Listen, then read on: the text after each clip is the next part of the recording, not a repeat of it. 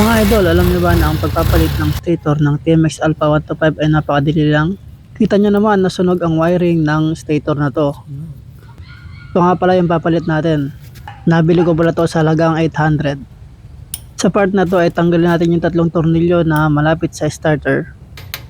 Saka pupukin ng dahan-dahan para maikot at madali siyang matanggal. Tinanggal ko na rin pala yung dalawang tornilyo ng sprocket cover dito. Kailangan natin tanggalin to kasi meron tong tornilyo na isa, size 8 sa loob. Madali lang po magbaklas nito kasi kung paano mo siya tinanggal, ganun mo rin siya ibabalik. Ito, tinatanggal ko na yung isang tornilyo sa loob. Tapos diretso ko na rin tanggalin yung mga tornilyo sa side.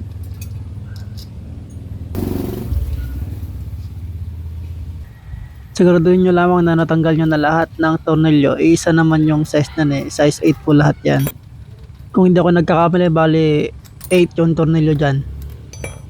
Tukin ng rubber mallet para umuga. Ito nga pala yung papalit kong stator. At ito naman yung luma na papalitan.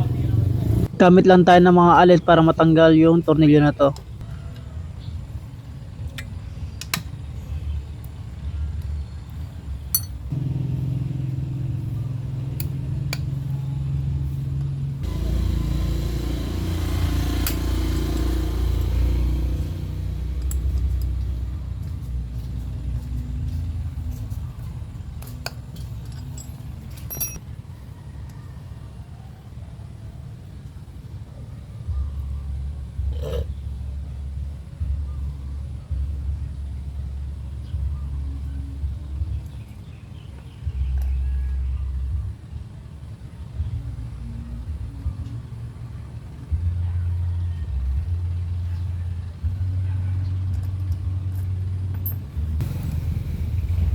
After matanggal ng 5 tornilyo ng stator, 2 sa pulsar, 3 sa stator. Tusukin papasok yung wire ng stator para mahila ito paloob. At ito na yung stator na natanggal.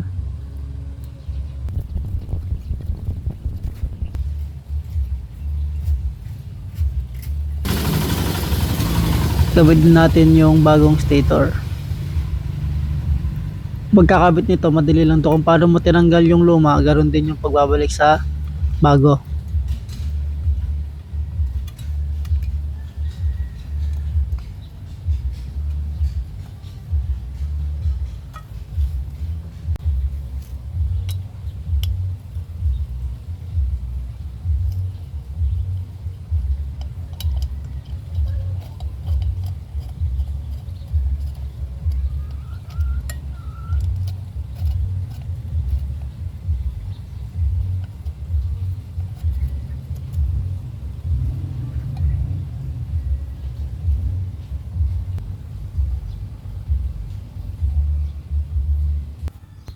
Panaspurasa rin natin yung paligid kasi medyo may mga alikabok dito.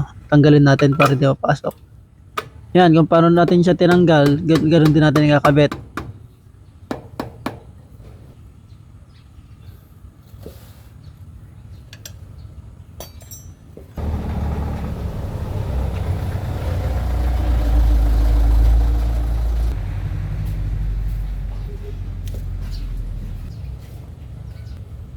Sa pagigipit naman ng tornilyo, huwag mo masyadong hipitan agad.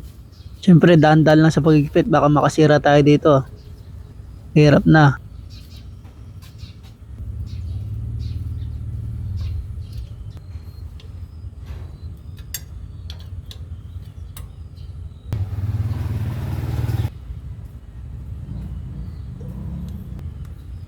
Sa pagkakabit naman ng wire, color coding lang yan. So, kung pink, pink, kung yellow, yellow, and so on and so forth.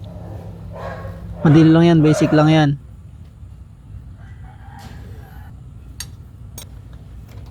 Binalik ko na rin yung battery. Yan, okay na. So, try natin start. Moment of truth. Ayun, 1 kick lang. So, successful tayo. Mandar na ulit yung motor natin. Salamat sa panonood guys. Sana may natutunan kayo ngayon sa video na to. Subscribe naman dyan or like or comment sa video na to. Salamat. Kita-kits sa susunod na video. Bye!